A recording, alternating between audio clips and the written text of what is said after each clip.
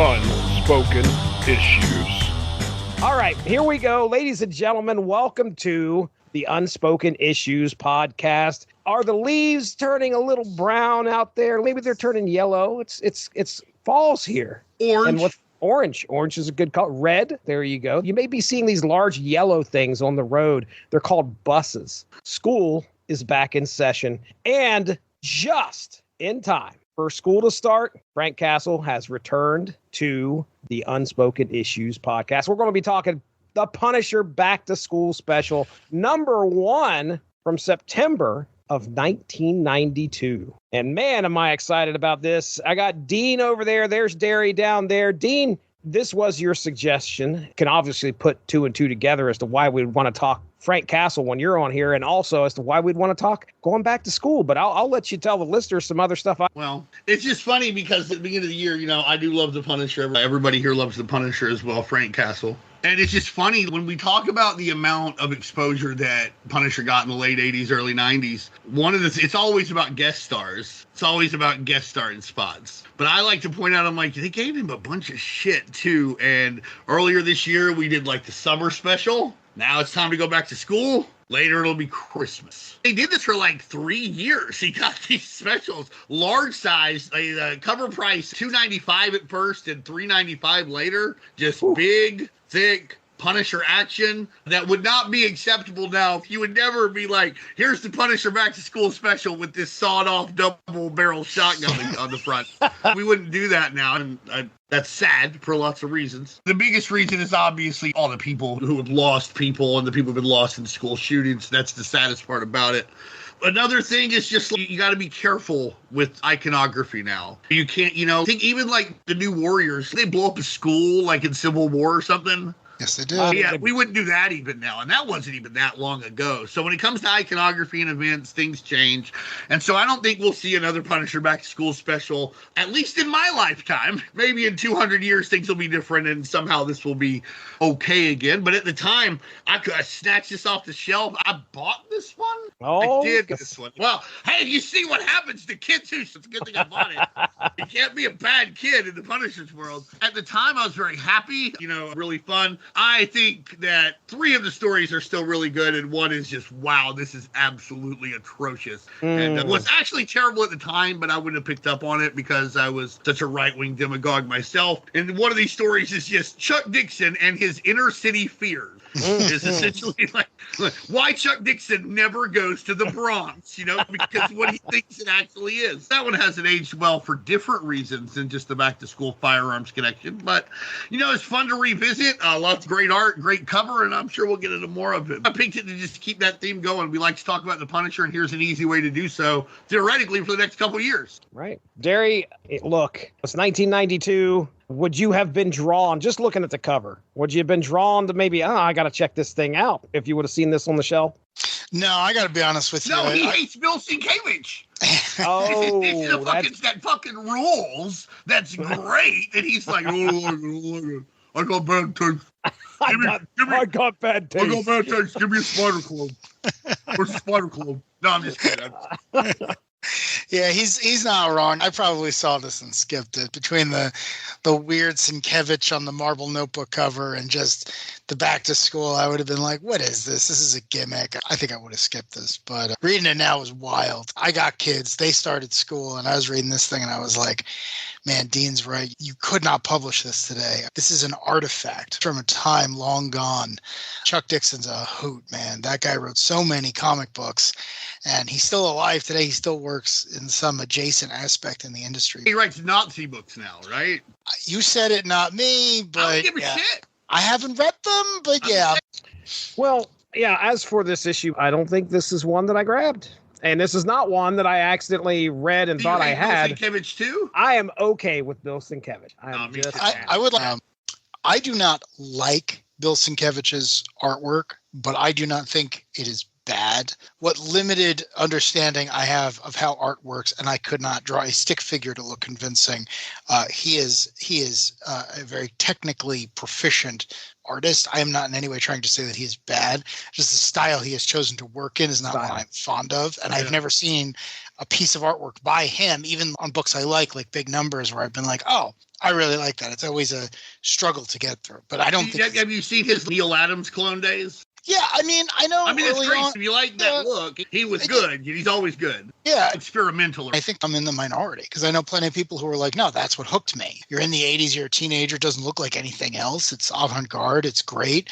It tells a story, and they become lifelong fans. And that's awesome. I just look at this stuff and my eyes glaze over. I'm like, what am I missing? It doesn't connect with me. But I don't think it's bad. And what I know of him is he's incredibly dedicated to his craft. Nice guy, too.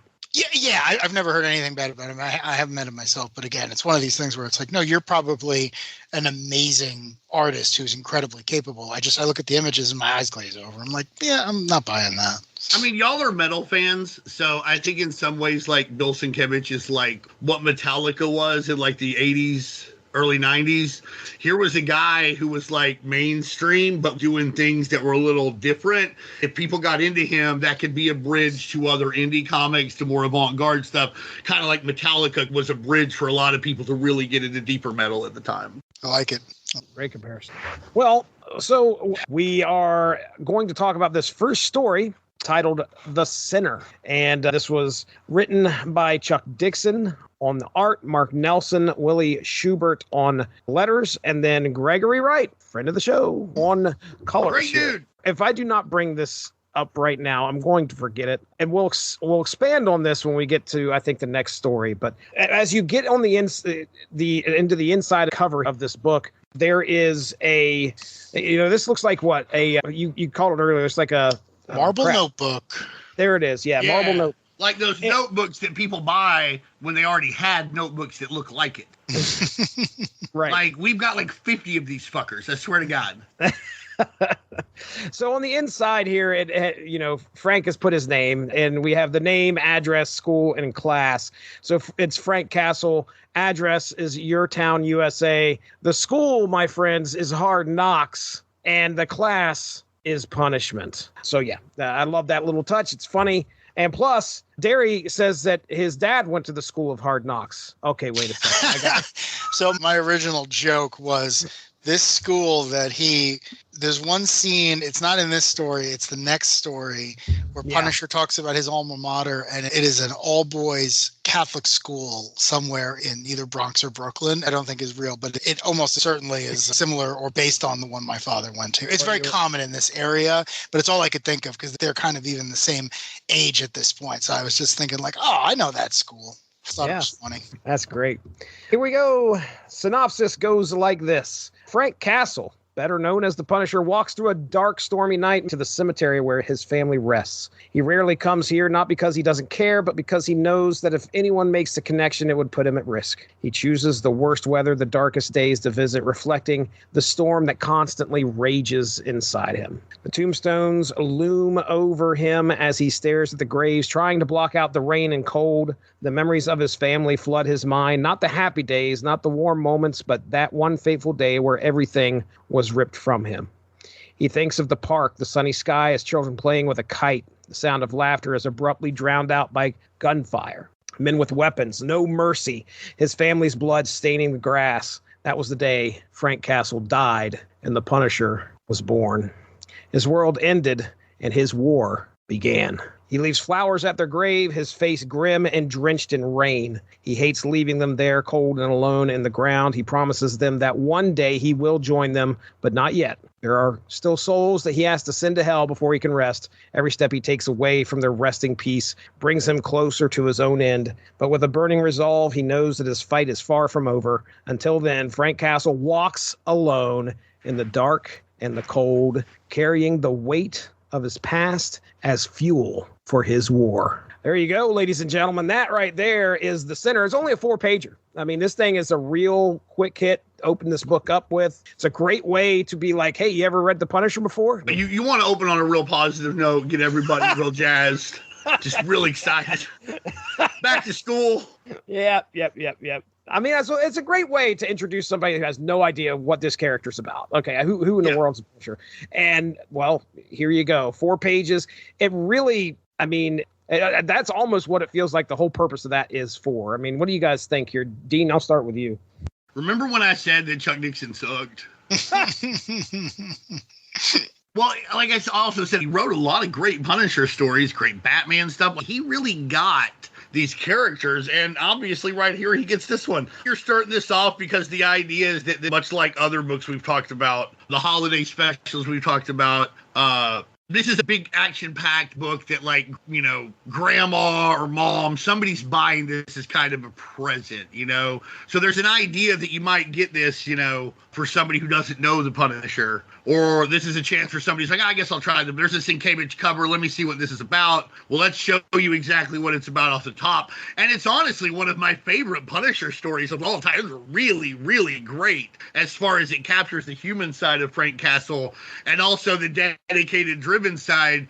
It shows you why you have to feel sorry for him and why you have to admire him and why you probably have to fear and respect him. What are you thinking, Darry?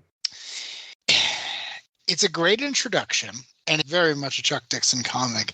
But I was reading it and thinking, what do you get out of this? Like, what am I supposed to take away from this? I know Frank misses everyone. I know he's miserable. I know these people are looking at him, but it just felt like an editor was sitting on 60 pages and was like, oh man, I got to get to 64, right? And then they telefaxed to Dixon and was like, do you have 4 more pages in you? So I was confused. I thought it was going to go somewhere. Maybe it was a framing device with the end of the book. But I do like stories of Punisher in the rain because, again, he just feels like a noir character that somehow survived a couple of decades past his sell-by date.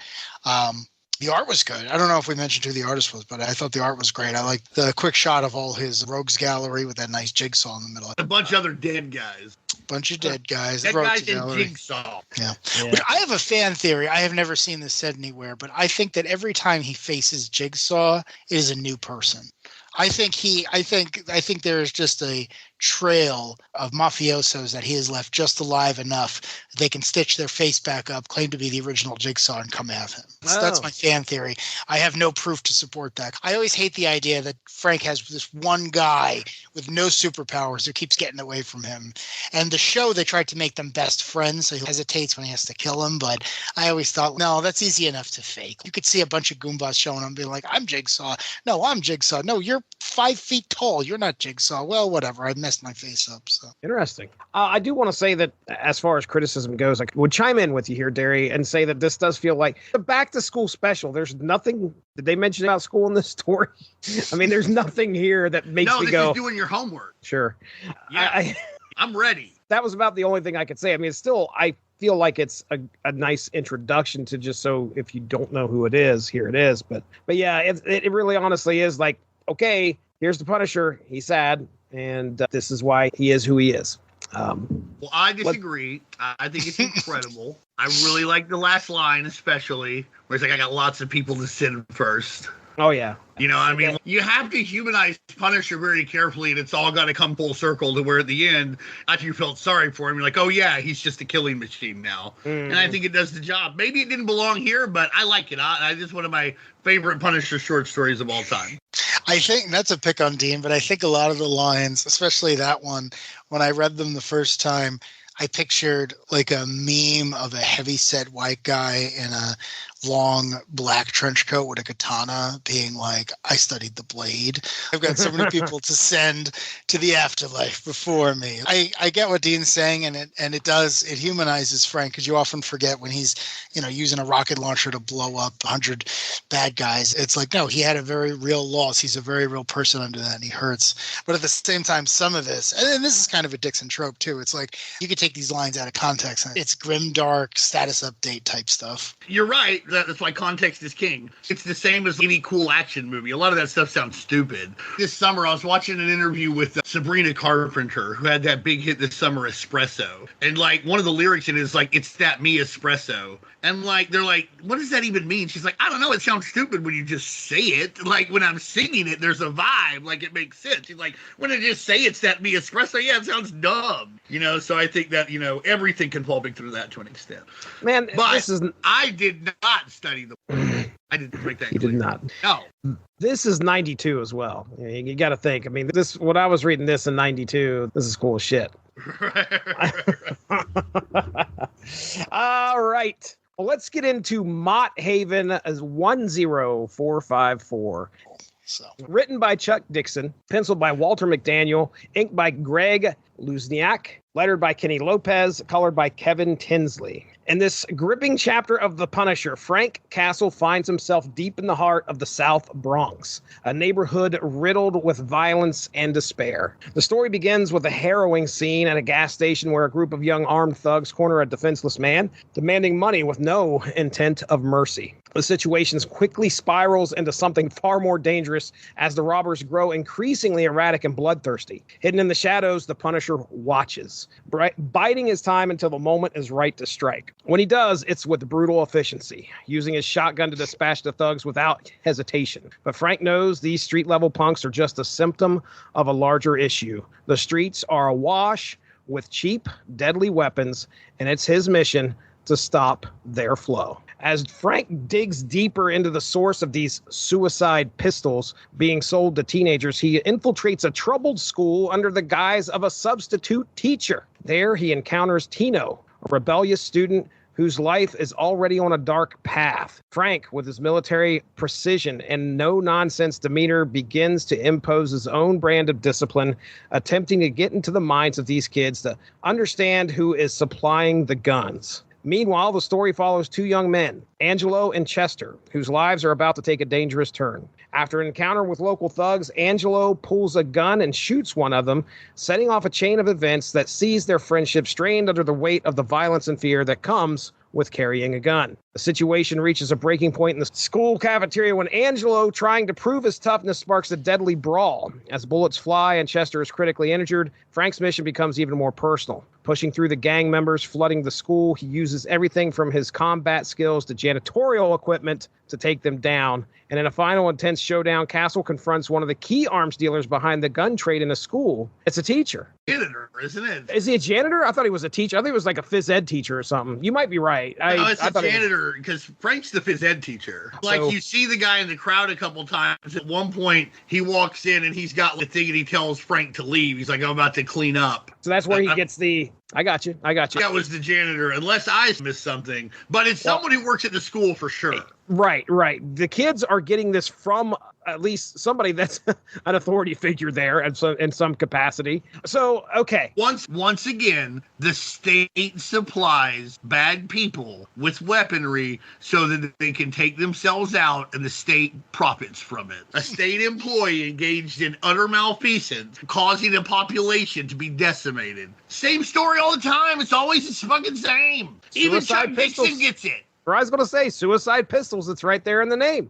There you go. Specials, Saturday night specials, what they used to call them. In the final intense showdown, Castle confronts one of the key arms dealers behind the gun trade in the school. Teacher or janitor there. The confrontation ends with the teacher. Could be both. Neither makes a lot of money. Maybe it's like, hey, this little supplemental. I imagine teachers were probably in pretty scarce supply in that South Bronx community with the way it was going, so it wouldn't surprise. Yeah, but that's because of the scam that is millage, man. That's because it's in a low tax bracket, so the state and the city doesn't allocate as much money for it, saving that money for rich, primarily white schools, primarily in the suburbs. So then this school doesn't have as much money, so it can't afford to pay better teachers, get better equipment, etc. This is all very, very public knowledge. The word of the day, ladies and gentlemen, is millage. Yeah, you vote on it sometimes, right? Like, sure. It's on your property, it's taxed, and then that tax will go to the schools a lot of times to vote for a millage increase. I don't know the exact mathematical or how it works, but that's what they call it. Somehow your property is now worth this. This millage will result in X amount of money for your school district. Like I said, it's all based on taxes. Well, tax brackets are higher in more affluent areas, so then these places get more help, which I'm not saying they don't need equipment, but like it becomes there's an incredible disparity between poorer places and richer places. And you wind up with this South Bronx school, apparently the school from the movie The Substitute. Exactly what's going through my mind. Yeah. Is that movie. This whole time I'm watching this, which, by the way, did we look to see when The Substitute came out? Because it would have been a little. I watched it on VHS in 1996, I believe. And Mike Barron had already done this story too, the Kingpin Rules storyline in the 20s. Right. This is a very common trope. I think we'll do it again. Punisher's like, well, I'll go pretend to be in a school, and then I'll kill some kids. The bad kids, just the bad kids. Just the bad ones. Just the bad and that is a lot of the people wearing primarily white males. This is their weird fantasy. I'll tell you a story. There was this guy at the flea market. I would have been ninth grade, and I used to buy comic books from him. And we would swap comic books. He had a little shop and everything. And I remember one day we were talking about the Punisher, and he was like, he's got the red. And I was like, what do you mean? He goes, just send him in there. He goes, just send the National Guard into South Central LA and just kill them all. I was like, kill all who? He's like, you know. Wow. And even at this time when I was a conservative, I was like, I don't think that's the answer, buddy. Like, I'm not so sure about all this. Kudos to ninth grade me, probably the shred of morality. But this is their fantasy. Somebody will go clean up this plot. Yeah. Instead of paying attention to the socioeconomic factors that make this, and also trying to deal with the violence directly, if you don't address that, you're going to perpetuate the symptoms that cause these crises. All right. The janitor ends up pulling out one of his own weapons and it misfires. Sure enough, the Punisher's able to take advantage of that situation and promptly dismantles the whole gun running thing, at least trying to take a big chunk out of this. I don't know if things are going to stop here. I mean, the Punisher showed up, but once he leaves, I'm curious as to what exactly. It won't. According to him, his own words, there's 7 guys waiting to step into everybody I killed. There's 7 guys waiting to take their spot. So apparently it won't. Apparently now there's 7 gun dealers in this. Jeez. I kind of like that. You know, there's an argument to be made, right? The Punisher traditionally operates out of the 5 boroughs. Like, there's so much money. There's always going to be a black market, right? As good as Frank is. It's almost funny. Every time he clears out the old guard or does damage, new people just fill it in. I love the Punisher. I've always loved the Punisher. I think he's a great character. I think you can tell great stories with him. But there is the argument to be made, Frank, you're not going to stop doing this until you're dead. There's no reason you will stop doing it. You are using a bucket to try to empty the ocean. Because every time you knock out the old guard, someone moves in and you're not getting any younger and someone faster and smarter is going to come in. I love reading these stories, but every once in a while, someone will stop him and he goes, I know, I understand that. That's why I got to keep going. There's a great line in one of the Garth Ennis stories, The Slavers, where Ennis was very passionate about this when he wrote the character. He's like, this guy is not a superhero. This guy is not going to change the world. Captain America can do big stuff. He can change the world. He can move things. That's not Frank's bag. Frank has something very specific, which is if you did something he considers wrong and he can fix it, he's going to fix it and you're going to die. That's how his code has kept him alive this long. Frank goes up against human traffickers and tells one of the supporting characters, I'm not going to end this problem. I'm going to take care of these people because they did something truly horrible that affected me, but this is going to continue. I can't stop this problem for you. You can't think that way. You have to keep doing what you're doing. I like that Frank is only part of a larger system. I think it's being very honest with that archetype. I always appreciate lines like that. I do too. What I was going to say is at the end of the day, you can't blow up a social relationship. As long as you have a profit motive and an incredible profit motive, and you've created a society of haves and have-nots, the only way to become one of the haves is to get some form of capital. At some point, if you get enough capital, the haves don't really care how you got it. People are always going to exploit other people and their weaknesses to get that capital. Frank can't shoot enough people to solve capitalism. It won't work. But as far as... Is that how you see this? Is that how you see this problem? Like the guns being sold in the high school, that is a symptom of capitalism? Is that how you see this? Yeah, absolutely. Okay. All right. That's interesting. It all comes back to, like I said, this is a poor high school. It's impoverished. It's in the inner city. White flight took most of the money away during the 70s, early 80s. At this point, we know the situations in a lot of inner city schools were not great. And from what I understand, a lot of things have improved, and there's still a long way to go. But that's what leads to this power vacuum. These kids, their parents don't have money. Youth unemployment is huge. There's not really anything for them to do. This is a way for them to get some kind of capital, whether it's cultural, whether it's peer capital, whether it's literal capital, very, very quickly, and in a way that's flashy and that's always going to appeal to young men. Do I think you can ever completely eradicate violence among people by eradicating capitalism? No, of course not. People are passionate. People do a lot of things in the heat of the moment. Do I think that if this school was better funded, and if this school had more adequate teachers, and if this area had better employment, that there wouldn't be people wanting guns to protect themselves from other predators? Absolutely. And it's not just me, but any economist worth their salt that didn't come out of the Austrian school, the Chicago school, agreed. This isn't complicated stuff. Now, again, there are crimes of passion you will never be able to stop. There are things you can't stop. The way we respond to them with the prison industrial complex is not going to solve the problem either. It's arguably less effective than the Punisher in a lot of ways. I won't go down that rabbit hole. But yes, a big portion of the problem with guns in school relates to capitalism and racism and how they're intertwined with the prison industrial and the police industrial. I agree with everything you just said, because we are ostensibly on the same side of most of these issues. But while you were doing the history lesson, my brain wandered, and all I could think of is there's definitely an alternate reality where Frank, I don't know, got help, something. A brother showed up. I don't know what exactly it would be. But instead of deciding to become the Punisher, ran for public office. And you just became a social worker. Sure, of course. All I'm saying is that a decorated war veteran who can be, when he needs to be, incredibly charismatic, who is from the area, you could see him being mayor of New York in the 80s or whatever, and just being like, nope, this is what we need to do to fix things. This is what we're going to do. I don't care if I have any friends of this. I have no higher aspirations. I'm not going for governor. I'm not going for anything else. I'm fixing the neighborhood I came from and the neighborhoods that are adjacent to it. So I agree with you, but that's just where my mind wandered, where it's like, oh yeah, he probably would have been good at that because he understands, results. He understands what you need to actually fix. He's not worried about people liking him. So I don't know. That's it. No, I can absolutely see that. And Castle also knows the power of the closed fist and the power of the open hand and how you can help and hurt with each. So as I'm doing research for this, I'm kind of looking into the history of the South Bronx just because that's where our setting's at. And there's really only one thing I got to ask here. And Dean, I want you to educate us here. I'm not an expert on everything. You're an expert on this. Okay. As soon as I say this, you'll know exactly what I'm talking about. The Bronx is burning. 1977, and Son of Sam, the power goes out, that everything's bad. You got to understand, at this point, New York was basically bankrupt. The federal government was like, we're not going to help you after a lot of malfeasance in the New York government. Things just weren't good for the city in New York.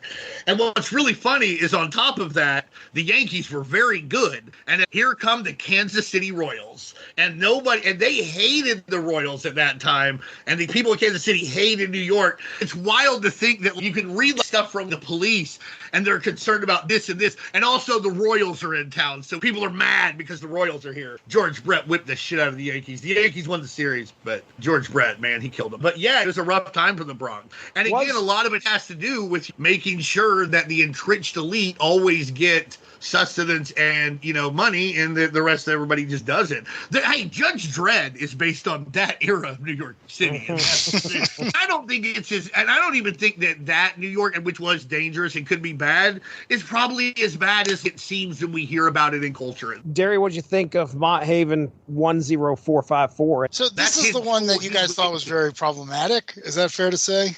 Yeah. Okay. Great. I loved it. I'm sorry. I loved it. There are so many things about this story that I love. I loved him going undercover in this terrible school as the gym teacher. And it's such a Chuck Dixon thing to do, but it's just glossed over. It's like, who are you? I'm Mr. Castle, the gym teacher. Like, he doesn't like, even in the 90s, this guy would have been the most famous face in the world. He's never worn a mask. He's from the area. Like, everyone would have been like, that's the Punisher to a gym class. And he's acting like a drill sergeant, like straight R. Lee Ermey from Full Metal Jacket. And I love it. And then at the end, when you think you're right. That's fun. When you think it can't get any more ridiculous, he puts books on himself. The books on, baby. As a bulletproof vest. And then he fights with the guy selling the guns. It's beautiful. It's theater. It's so wonky. It's so over the top. It's a perfect story from the time that it came out. If someone told me I'm doing a Punisher summary. Every black person in this is treated as a racial stereotype. I am not defending that. I am not saying. All right. You're right. The other stuff around that is fun, but everybody's like, homie, what you doing? Give me them sandwiches. It's like, what the fuck, Chuck Dixon? You know a black person. He probably doesn't, but I'm not defending any of that. Once got scared next to Dennis Cowan in an elevator. That's the closest he's come to having a black friend. Oh, man. That's actually hilarious. But yeah, no, I'm not. Of course, I'm not defending any of that. The other shit is fun. You're right. Oh, Tino, I'm not tired yet. The pin up, the push up thing. But like, it's not just those things. Everybody in there, like the gym teacher, the teacher tells me to go to lunch. They're like, these kids are beasts, every one of them. Okay, we know this is Chuck Dixon saying he's dog whistling, except his dog whistle is so loud, like a dog on Jupiter could hear it. My favorite part of this entire story is about halfway through. There's a panel where Frank is being mean to this kid who's being an absolute dick. The picture is drawn so that the shadow on Frank's T-shirt kind of looks like the Punisher skull. Yeah. No, that's all cool, fun stuff. This is a story that could have been a lot better. You can tell the same story, and you don't have to have all of the racial stereotypes and fear-mongering. Yeah. But you don't have to have the weird page where Frank talks about gun fucking control out of no reason. But always says guns. Anybody can get them. Can't do nothing about it. I'll always have guns. Thanks, Chuck. Chuck. We need the NRA didn't get enough press. So glad you put this here. And again, I have complicated feelings on gun control or whatever, but like, it's just weird that this all of a sudden is here. It just felt like Chuck Dixon had to tell you what he thought. In a masked way about what he thought about society, and it turns out he thinks very hatefully about it. Well, one of the kids who attends this school is wearing a Slayer shirt, which I greatly appreciated. I like to think that is the same guy who was with the knife at the metal concert and the Carnage issue. I like to think they are the same person. With him, not the knife guy. Yeah.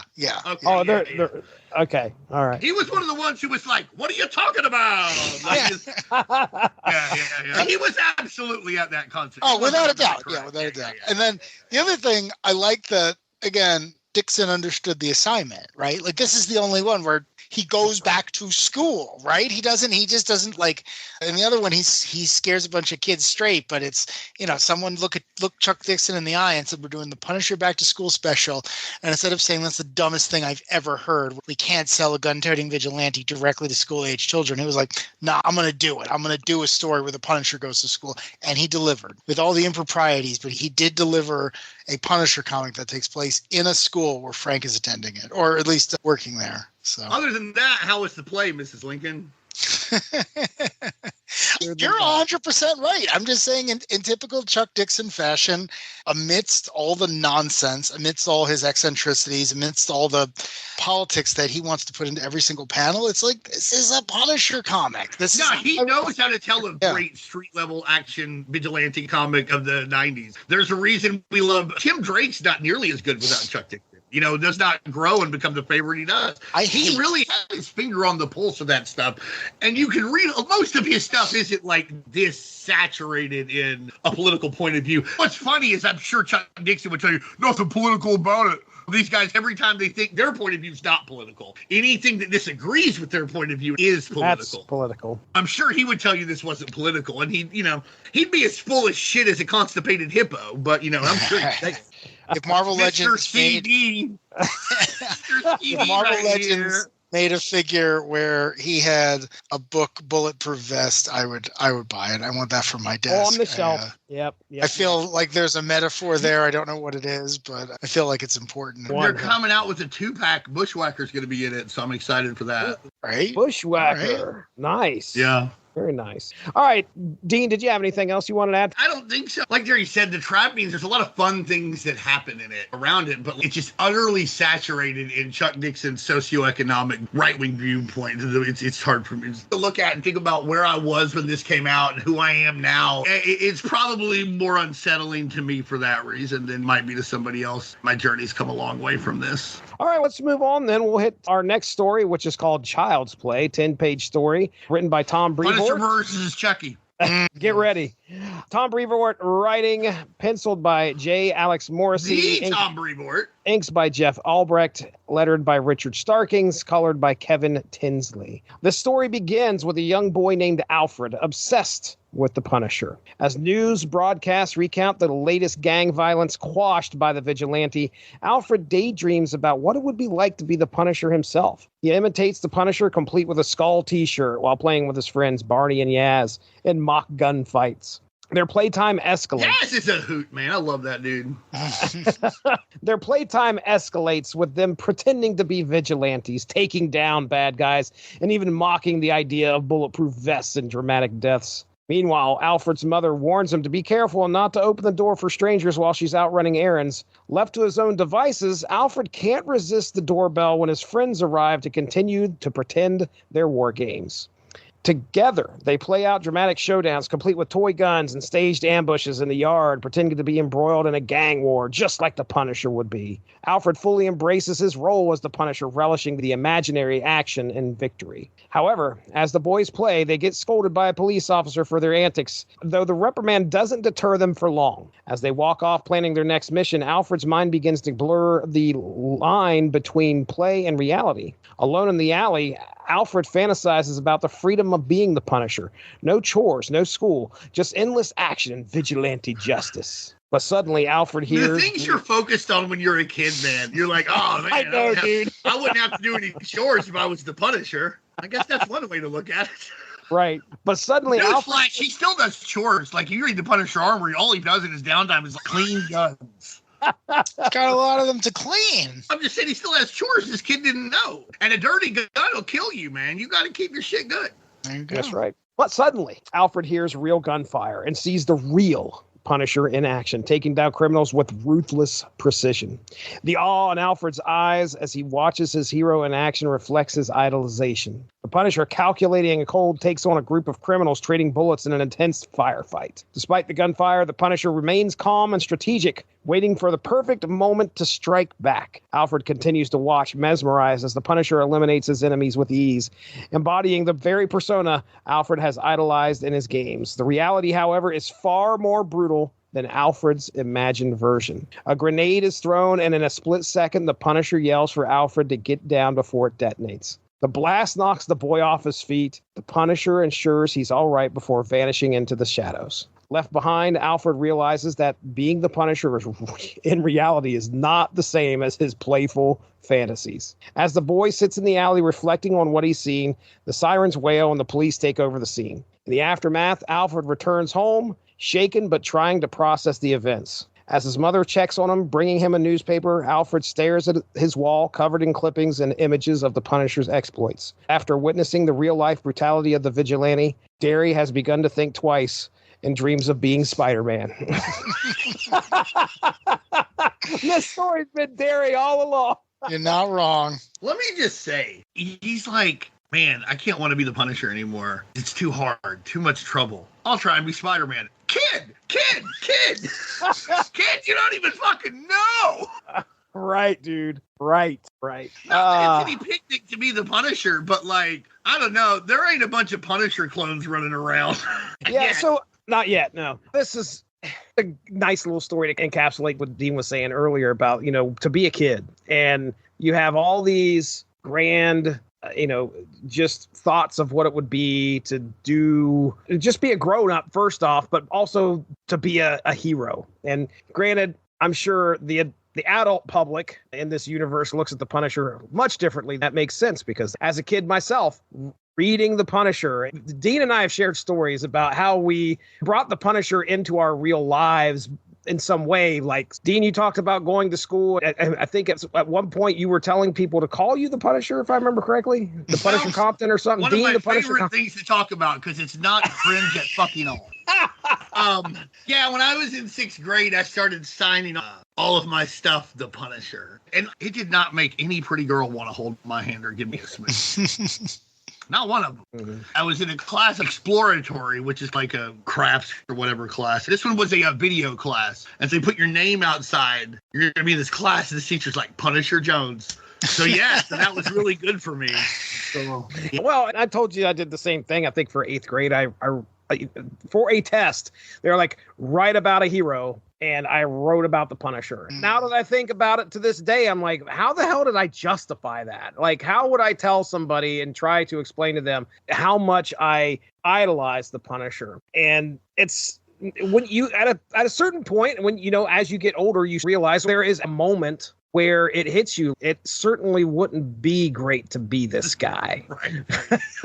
Well, not only would it not be great to be this guy, but maybe this guy's not so great after all in a lot of ways. Yeah. I don't know. As I've grown up, my love of the Punisher has grown up. When I was a kid, I just thought he solved problems. Mm-hmm. I was like, well, if Spider-Man would just shoot Dr. Octopus in the back of the head, solve the problem. Final solution right there. Put a bullet right in their head. As I get older, you start to realize it's not only not in the way, but it's like morally abhorrent for lots of reasons. But I love the Punisher because of like this crazy determination and the tragedy involved and the black and white view on the world that I envy. I mean, it's just envious of the, you know, that like for the Punisher, everything is right, wrong, and punishment. That's it. And like in a world for me that's always very complicated, it's fascinating to see a character that breaks everything down so simply. I also like how he is the dark reflection of all superheroes because they all think they're great people, but none of them are as different from the Punisher as they'd like to think. Yeah. It's kind of like in The Dark Knight Returns where Batman's talking at the trial and he's like, yeah, we're criminals. We've always been criminals. Spider-Man's a criminal. Like, technically, you're not supposed to do what he does. Captain America, less so because he's got a badge and stuff, but, like, Thor's a criminal. Thor's arguably, like, a weird international war criminal because he is, like, a regent for a foreign land, and he comes here and beats people up. Sometimes he just goes to war on his own. There's not really that. And I think that's fascinating. He is that dark, twisted image, but he's not so dark and twisted that they don't need him sometimes and want to work with him. And it becomes fascinating. I think Ann Nesenti, when I interviewed her once, she was like, he's a great character because he's so two-dimensional, it becomes three-dimensional. That as long as he stays the same, you can have him team with Wolverine or he can team with Archie and it'll just work as long as he's the Punisher. Yeah. You can put the Punisher in Red Dawn, you can put the Punisher in Red Dwarf, and it will work as long as he's the Punisher. I love the idea that Frank Castle hates the idea that anyone would want to emulate him or be like him, because as far as he's concerned, he's living the absolute worst version of his life. And to see a kid who probably reminds me of his own son with the dark hair and everything, being like, I want to be like you. And he's like, no, you don't. I don't want to be like me. This is the only way I can keep from killing myself. You should be someone else. He's like, I'm going to be Spider-Man. It's like, no, that guy's having a worse day of it. But his public persona is of someone who is wisecracking and always saves people because they had to process their trauma in two very different ways. Peter doesn't have Frank's issues. Frank would rather be killed than kill an innocent person, right? And he and Peter have that in common, but they have very different ways of going about it. Like Peter will put himself in front of danger for anyone, but he won't kill, not because that's something that he doesn't want to do, but he genuinely doesn't want to do it. Like, he's like, no, that would be terrible. That would be really awful. Like, it really upsets him when that's the only option. There's a comic that I love called Wolverine versus Spider-Man where I was about to mention it. I was like, remember when he killed that lady in Spider-Man versus Wolverine? I'm saying, man, that comic was messed up, and it messed him up. If it hadn't been a random one-shot, it probably would be one of those defining moments of his career. But Frank's not like that. Frank's like, these are the tools of the trade. These are the powers that I have. I'm one of the best marksmen that's ever lived, and I've decided that this is the way I can help people. So it is very interesting because a lot of their overlap is the same, but one is presented as an aspirational figure and one is the Grim Reaper. Also, going back to what I was saying, when Frank's appalled that anybody else would do this, he's like, you fucking criminal. Yeah. If someone shot me because I'm doing what I'm doing, I couldn't complain a lot about it. If they were like, you're a bad guy, I'm going to shoot you. I'm like, that's fair. He's like, nobody should do this. I'm a criminal. If you're coming after me, you're a criminal. You want to be like me, you're a criminal. I'm going to shoot you before you can shoot me. End of story. Unless you're Lynn Michaels or Payback, and then it's okay. Don't worry about it. Frank's not above having allies, right? No, everything. That's just a throwaway joke. No, yeah, exactly. It's interesting because he's one of these characters where he's a loner. No, he's a soldier. If he needs a team or allies, if you show up and you know what you're doing, he'll work with you. It's a question of morality where most people don't have the very strict canonically a devout Catholic, right? That's how he was raised. And he goes to war. He likes it. He finds something that he's interested in. And then he goes through the absolute worst thing a human being can go through. This is how he copes. So it's very interesting to get to that point. But if you show up and you know what you're doing, and you're like, hey, we got to take this person out. And yeah, I'm going to make sure no one else gets hurt. It's good to have friends. The Punisher and his amazing friends. One day. Well, that was actually explored early in the ongoing. He did try and put some people together, and they all get killed. Part of it is just the morality, that strictability. A lot of people can't do that, but I think even fewer people are as good. Yep. And that's the problem. Right. This is a guy who constantly punches outside of his weight class. When it's like 15-1, it's finally almost even odds for them. He's the greatest special forces Marine long-range recon guy in history. He's Snake Eyes level as far as that goes. So who else is as good? He tried to put together a few guys to do it. It didn't work. They got killed. He can't do that too often. He loves to work with other soldiers, but he's never going to try and put together a team again because nobody else can hang. He doesn't want to be responsible for anybody else's deaths. Exactly. Yeah. You know? I do. And honestly, if they go on an adventure and like Spider-Man dies, I think Punisher would feel bad, but he'd be like, that guy made choices. I didn't train him. I didn't drill him. We had a team up. You were great. We had a team up. You were great. Or if Captain America died on a mission they were on together, he'd be like, that's what happens to a soldier, bud. You know what? He would feel less bad about them than other people he recruited and trained and worked with who then died because they was his mission. He's like, this is my mission. There's a great line, I think Frank Thierry wrote it, where Punisher encounters a bunch of cops and they've got Punisher logos on their cars. He looks at them calmly, tears the logos off them, he tears them up, and he looks at him and he's like, if you want to be like me, you have betrayed your calling, your position, the oath you've taken. If you want to honor someone who occasionally steps outside the law, there is Captain America. Happy to have you. Happy to have you. Like, that's an aspirational figure who sometimes has to do stuff that's not quite according to the law. That's not me. I don't want anyone following in my path. No one should have to. That's not especially not agents of the state. Well, that was his point, right? Like, the Punisher famously, he doesn't kill cops. That's his whole. He's gotten in so much trouble over the years because he's like, oh, people who show up who represent authority. Well, that's that. You know, he puts the guns away. He's like, if I can get away, I can. If not, we talked about this on an earlier episode. But like, he's been to jail. He's like, oh, where am I going? Rikers. All right, I got a list. You know, I'm going to pick up where I left off last time. That's one of the best. No one stops him, right? It's like you're going to prison. He's like, well, you know the thing about prison? It's like, what? There are criminals there. Lots of them. Yeah, it's like not even a big deal anymore. Everyone's like putting him in solitary, and there's always one warden character. It's like, I'm not going to do that. I'm going to leave him in general population and see if this solves a couple of my other problems. Right. Frank is an interesting person, but it always goes back to his code. Do not emulate me. If you've chosen this honorable profession, then you're not me. We've chosen very different things. Again, he's worn a uniform. There's no one with more respect for someone in uniform than Frank Castle. And it's like, you are wearing a uniform. You have to honor what that stands for. That's not me. I put mine away. I was honorably discharged. I suffered a fate worse than death. And now, it's either this or kill myself. So really, it's just the latter. It's just the long way to go about doing it. You talk about it a lot, but when Marvel decided to, I don't know what we're going to call it, retcon, I guess, his entire storyline where, yes, exactly. He becomes leader of the Hand and things are revealed about his deceased wife. The whole time I was reading about the pitch, I was like, just let him die. Just let him go, right? Just let him die, saving a child or something he would feel good about, and then show the life leaving him. He gets buried and that's that. And a couple of years from now, when everything's died down, someone's going to walk through the doors of Marvel and be like, I have the best pitch for the Punisher you have ever heard. Just like when they did Welcome Back, Frank, things will turn again. You can do that. But if you want to get rid of him, just let him die. Just retire him, put him away. They've done it several times. He's died a few times to reboot him. He died before the Angel Punisher. Yep. He died before Franken Punisher. He died before he became the mob boss. Everybody thought he was dead. They just really want to get rid of Frank Castle as evidence because they brought in that new Punisher as fast as they could. And Matthew Price of Speedy Bullet Comics, who I love, and get, sbcomics.com. There's lots of great stuff for you there. He was like, oh, do you want to get this? And I was like, absolutely not. I'm done. No. Count me out. I haven't read it, and I have no intention. Sold negative copies. It's funny because it's one of those books where, I know a lot of people who read comics, actual people, I'm not on social media, and none of them liked it. So I always go back to this thing. You're in the business of selling comics. Did you think this was going to be popular? Did you assume a lot of people were going to get mad online and buy it? Maybe it sold well, maybe the art was good. I really don't know. But I always go back to why? Why bother with these things? You know, it's like it's not sensational for a way that's long term. It's sensational for such ridiculous short term gains. I can't imagine it being worth it. I don't know. Any other things you guys want to say about this issue before we move on to the next one? Is this kid's mom a mob boss wife?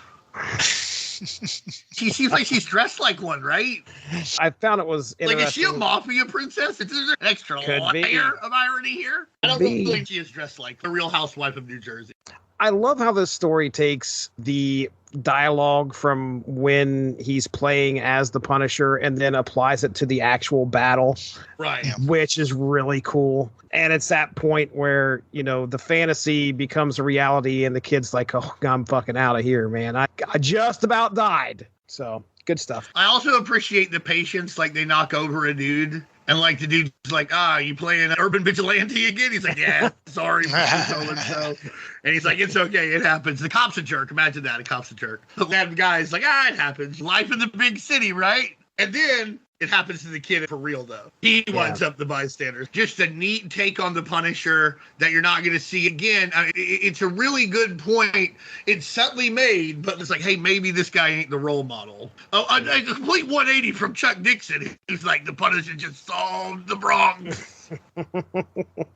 Yeah, but a lot of that is, well, he's going to do this anyway, so might as well point him at a problem that I see, right? That's what you should do. Yeah. If we look at Frank Miller's Daredevil and Anna Cindy's Daredevil, they're different, but they both work for the character because they never use the character in a way that doesn't make sense. Frank Miller's Daredevil is concerned with a singular pickpocket, while Anna Cindy's Daredevil is like, we got to stop war crimes. We got to stop nuclear profiteering, you know? I mean, but they both work. When it comes to these characters that are owned by corporations, that's the best thing you can do. Take your point of view, try and don't make your point of view the character's point of view, but find where your point of view and the character's point of view aligns, and then tell stories that make sense for you and the character. That's why it's always so weird when people are like, this person put too much of themselves into this character.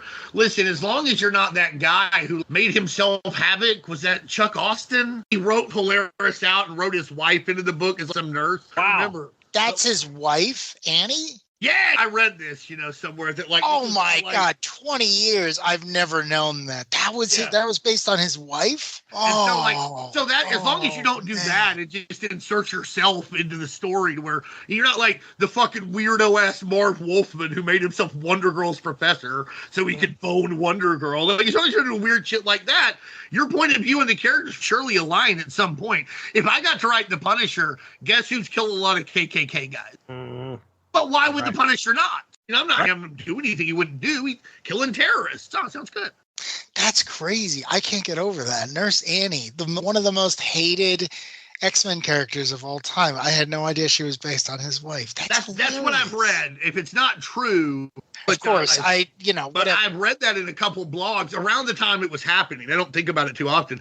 My little sister is a huge Havoc and Polaris fan, and she told me the same thing. And she was so irate about this because it's terrible. When she told me about it, I'm like, yeah, this sounds like utter character assassination. You've never read it? You never read that? No, I'm a busy man. I don't read crap. What did I say about the cow patties earlier? People come and tell me something shitty. I'm like, I got to check that out. I like that run. I know it's the worst run ever on the X-Men. I know that, but I like it. I liked it at the time. I like looking back on it. But that character was How can it be the worst if Scott Lobdell didn't write it? Oh, wow. Oh, my goodness. I'm just kidding. Right. I'm just kidding. I've actually been reading some Generation X. It's pretty good. No, listen, if you're going to read one thing, I always go for Generation X. I think it's a good book. That's where I can tell that he got mutants and young people. Maybe because it's a little separated from the rest of the X mess at the time. A lot of the other stuff, he's constantly weaving threads and stuff that everybody's got going on. You don't need me to tell you how convoluted the X books could be circa 1994. I feel like he could get a step away from that with Generation X. Once he was able to do that, he could write a little more. So I'm going to give him credit. The other thing I like about this story is this kid watches as the Punisher shows up, and at the end he switches to Spider-Man, fine. But if my hero showed up and turned out to be even more badass than I could have possibly imagined and did all this cool stuff and was like, you'll be okay, kid. There's no way I'm going to like him less after he wanders. I might stop talking about it. Like, okay, I get it. Fine. That's going to be a little weird. But it's like, how do you have a moment like this and not think to yourself, I like him even more now than anything else? But I get the kid is supposed to be scared and everything else. Frank doesn't put a gun on him or anything like he does in the next story. Frank is just showing up and being the action figure, the guy, the one you hope he's going to be, the good father, if you will. Good on this kid for still turning that leaf. I think it's a perception of danger that Spider-Man is somehow less dangerous. Like it's a trauma response. I think he can't see the Punisher that way because of the danger.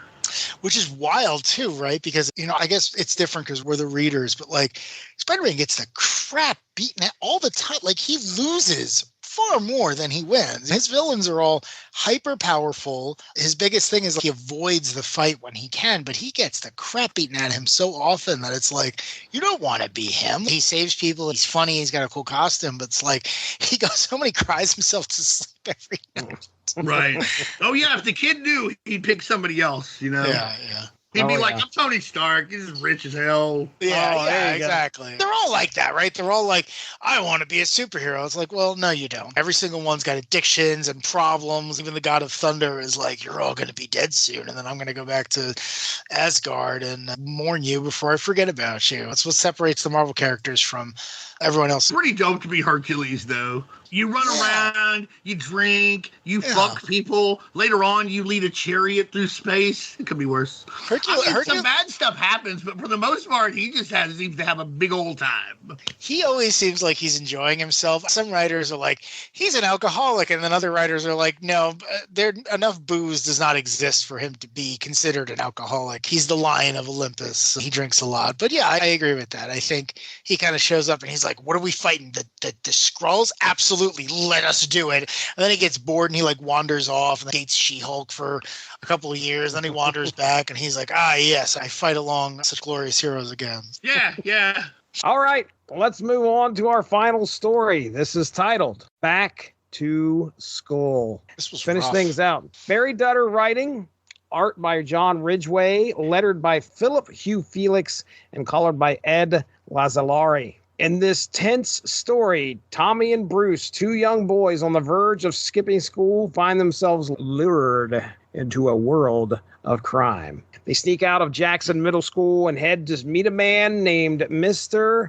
Acentra, an established criminal seeking new recruits to distribute drugs in local schools. Tempted by the money and the allure of fast success, the boys quickly get involved. Just as they begin to grasp the weight of their choices, the Punisher intervenes, bursting into the scene with guns blazing. Chaos erupts as the Punisher eliminates Mr. Acentra's henchmen in a flurry of gunfire. Tommy and Bruce tremble in fear, watching the carnage unfold and hoping they don't get caught in the crossfire. The Punisher spots them. The boys plead for their lives, explaining that they were just trying to make some money and weren't really friends with the drug dealers. The Punisher isn't impressed, and after a tense exchange, he warns them to steer clear of crime or face the same fate as the men they had planned to work for. The boys, terrified, promise to return to school and leave the criminal world behind. The Punisher lets them go, but not without a warning. He'll be watching. As the boys dash back to school, shaken by the encounter, they spot the Punisher's van following them, ensuring they don't stray from their path again. The Punisher's stern presence looms over their actions, leaving Tommy and Bruce no choice but to stick to their studies, starting with improving their grades in geometry. All right. Well, okay, so we've reached the end here. This is, I guess we are relying on the Punisher to scare these boys straight. The gun on a bunch of kids. This is rough. I know he's not going to shoot them. He's just trying to make effect. I get that, but it's like, these are little kids. This is traumatic. I think he could have made the point without this. This seemed a bit much. Over the top. Disagree. But all right. Only because there had already been a firefight around them. There was already a big traumatic experience. Like, if he just showed up and pulled the gun, I'd be like, yeah, what the fuck? But at this point, you may as well steer into that and be like, don't ever come here. You see how bad this is? You see what just happened? It could happen to you. Now, granted, it's not the best, but I think in this situation, I get it. But yeah, you'd never do this today. He's holding like an HKMP5 on some kids. Tell them that he's like, listen, last kids I caught selling drugs are on milk cartons. Yeah. But I think that was also there because the boss had just told him he'd kill him too. So the Punisher's just like, hey, listen, I'm not the good guy here. You guys get yourself scared straight. But yeah, I think that, honestly, after seeing like people just blown away in a big bomb blowing a wall, hole in the wall for the Punisher to jump through, them having a gun held on them was the least traumatic thing that had happened. I do understand, but that's just it. I just may as well steer into this skid now. I want to point out Barry Dutter is our writer here. Great guy, friend of mine, sells comic books online. Would you like to know what he was doing? Nightcat? Oh, I remember Nightcat. Well, explain to me Nightcat. That him and Stan Lee did. It was about like a rock star. And it was supposed to be like this synergetic launch. It got over like a fart in an elevator. Everybody hated this shit. What did he do prior to this? Man, he wrote some more off-the-wall stuff. Didn't he create Spider-Ham 2099? He at least co-created Pork Grind. Okay. I have a Pork Grind action figure. Do you seriously? I mean, if there was a Spider-Man Marvel Legend. Yeah. That came and it had a Pork Grind swappable head. Yeah. Oh, that's awesome. That Legends too. That's it's expensive now too. I've got like 5 or 6 Spider-Ham things. Big fan. And I have Marvel Tales #1. I bought it from Speeding Bullet Comics, sbcomics.com. Great deal. Comics. Talk to Matthew Price, talk to Rachel, talk to Dan, talk to Hunter. They'll hook you up. Tell Matthew how much you love Agent Liberty. Loves Agent Liberty? The best. Yeah, he will talk to you about Agent Liberty all day, and they'll get you any issue of Supreme for $1 million. If you want any issue of Supreme, it's true. $1 million will get you any issue of We've Supreme. lowered the price, apparently. Well, how much? Well, it was a $2 million special, but I think we're cutting sale time. Sale just started. They got a Kraken sale going on for the next month. There's gonna be deals on back issues. There's gonna be deals on single issues. You really got to check it out, especially for the area. It also means the Supreme deal is less. Now, granted, they can sell you an issue of Supreme for a lot less, but if you offer the $1 million, they will take the $1 million. That's the Kraken sale. It's half off right now, so get in while you can. So the tone of this story, contrasting to what came before this. So yeah, we talked about Nightcat, and I mean, he's got a story, an Impossible Man that he's writing, Captain Planet and the Planeteers, number 1 through 12. It looks like here. So yeah, very stark contrast to kind of what he's known for. This is the only Punisher story he got to write. I talked to him about it the other day, actually. Oh, really? Yeah. Comics from him because he's in the Facebook groups. He sells a lot of comics, pretty good deals too. And I bought some. We were chatting. And I was like, "Hey, we're about to do this podcast." He's like, "Yeah, it's the only time they ever let me do the Punisher." And I was like, "Well, that's too bad. You did a good job." Looks like he has a story written for Clive Barker's Hellraiser Summer Special. So maybe he did get to dabble a little bit in that dark territory. And then why didn't they give Pinhead a back to school special? You cowards! All right. This is a very much the Punisher scares these kids into making sure they stay in school. It's back to school with you kids. Get back to school. Get good grades. Go ahead, Dean. I mean, it's just a fun story. It's like in the movie RoboCop when he's visiting the school. If you have any advice for the youth, it's like, stay out of trouble. Yeah. It's just fun. This is just, there is the harrowing aspect of the firearms being pointed at what I believe to be 12-year-olds. But isn't it interesting that you're sitting here and you're like, I can't believe the Punisher pointed these guns at kids. But in the Chuck Dixon story, the Punisher pointed guns at lots of kids from the start to the end. And nobody was like, I can't believe the Punisher's pointing guns at kids. I know some of those kids had guns, but some of them didn't. And I wonder, what's the difference there? Why are you more concerned about these kids than those kids?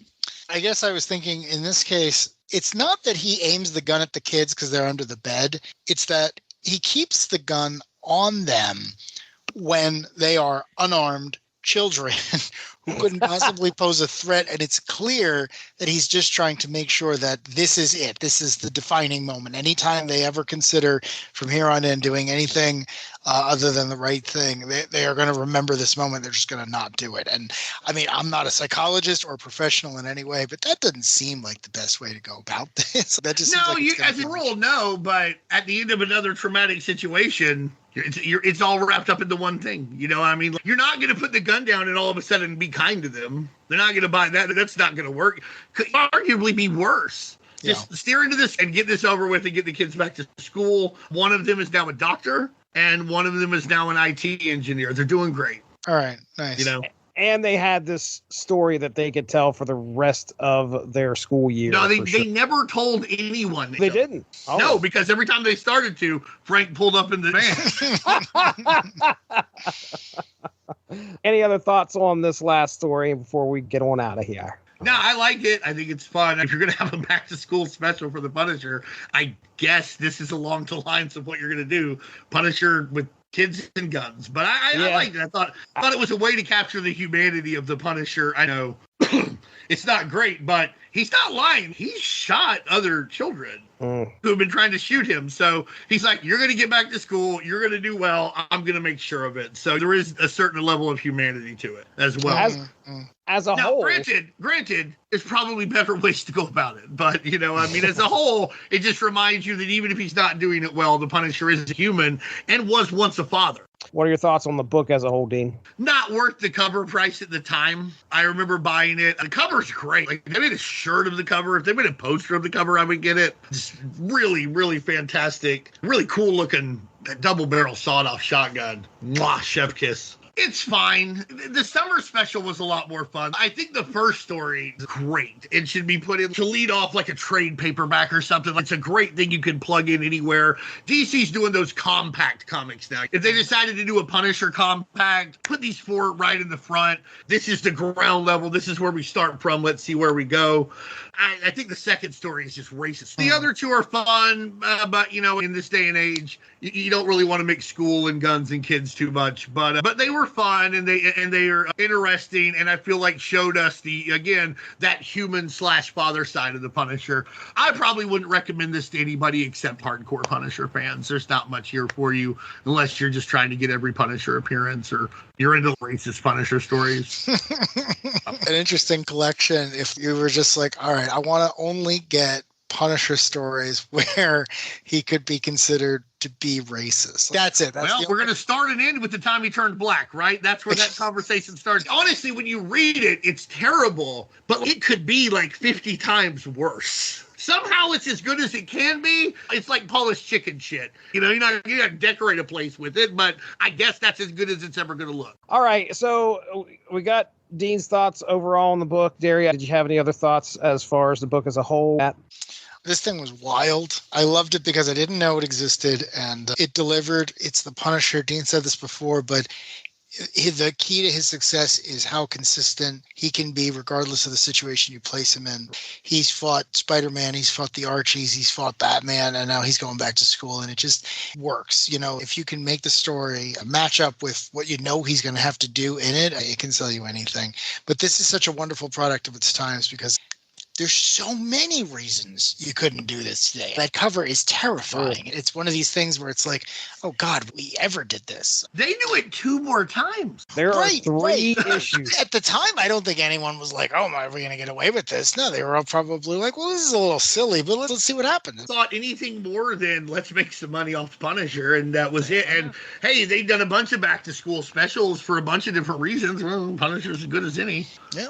If you do a Wolverine back-to-school special, is that any better? Well, Wolverine works out of school, so that would... I just mean as far as himself, like, he's killed a bunch of people. Is this a guy? Yeah. If you do a Deadpool back-to-school special or a Cable back-to-school, I think people would see them differently for whatever reason, but they're probably not significantly different in a lot of ways. I would say... Hey, it's like Deathstroke the Terminator back-to-school special. No, he's not allowed within 50 yards of a school. I have that issue. I don't care how many eyes he's got. I think Deadpool would probably be like the one that could possibly get away with it. That would probably be like, oh, here we go, tongue in cheek. Whoa, look at us, and they could possibly pull that off. But all right, I would love to see a Deathstroke back to school special where it's just a variety of different characters saying, no, you can't do that. You're on a list. You cannot come anywhere near this school. And it's just people casually being like, you have to go away or else we're going to call the cops. Yes, I know you can murder all the cops, but that would get you into even worse trouble. And then he's like, I don't understand why. And it's just like pictures of Terra everywhere. And Agent Liberty's the principal. That'd be great. That would be a good evolution for that character. One person who will buy a copy. There you go. I hate Deathstroke. I know I'm always talking about stuff that I hate, with that character. Oh my God. I love Deathstroke, but the design is beautiful. I mean, George Perez never designed a bad character, but oh my Lord, he's making out with a child. He doesn't even have any superpowers. He's got one fucking eye. Oh, he has superpowers. He's like fast, right? He has a healing factor too. Oh, not as good as Wolverine's, but like he's like Captain America, but like heals faster than humans too. So. Okay. But I love Deathstroke, and I just kind of headcanon that part of the story out. Of course. And it wasn't intended. Marv Wolfman's a creep. It's the same guy who wrote himself into the story as a professor so he could sleep with Wonder Girl. It is. Same guy. Same era, same book. Yeah. Same guy. Not Guy Smiley, the greatest Sesame Street character. Oh, Marv Wolf, who was never on Sesame Street as far as I know. My goodness. That would be weird. Why are you here? I created Nightwing. Well, no, you didn't. You took two existing concepts and you squished them together. Okay. Why are you here? Oh, I created Terra. You're not allowed to be here. All of a sudden, here's Agent Liberty showing up. The principal, he's like, you gotta go, Marv. You gotta go. Oh, and it turns out Punisher's the substitute teacher. You're in trouble. Oh boy. Nice. Oh, that's perfect. That's beautiful. Thank you for that. You're welcome. All right, there it is. It's all the trauma. We have reached the end of our discussion on the Punisher Back to School Special #1. And we will be joining Frank Castle once again here come the holidays. There's no Halloween special or anything like that. We're going straight to Christmas pretty soon. So watch for that. That should be happening. But in the Frank meantime, Castle Turkey Day special. Try and get stuff. In the meantime, these people have got to go to the Unspoken Decade. They've got to go to the Unspoken Decade Facebook page. Why don't you tell them all about it, Dean? Yeah, the unspokendecade.com is our 10th anniversary. We're having a lot of fun. The page is being updated all the time on Facebook. We're having a good time over there, so check that out. A couple of people have asked if they can post on the page. No, we don't let other people post on the page. You got to be an admin.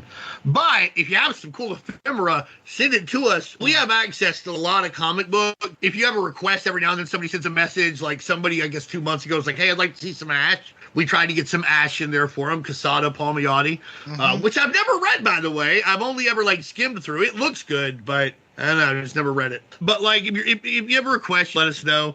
But if you have something cool, some kind of promotional pamphlet, some kind of rare toy, or Japan only Azrael #3, hey, we'd love to see it. Send it to us on the Facebook page or find us at the unspokendecade.com. 90s all the time, baby. That's right. That is right. This is how we do it. The song of the 90s. We're out of here, ladies and gentlemen. My plugs will be in here at the end. That is Dean Compton. Over there's Darry Waite. I'm Jesse Starcher. Thanks for joining us. We'll talk to you soon. Have a good one. Bye-bye. Thanks for joining us. Unspoken Issues is part of the unspokendecade.com, the home for 90s comics, blogs, and podcasts.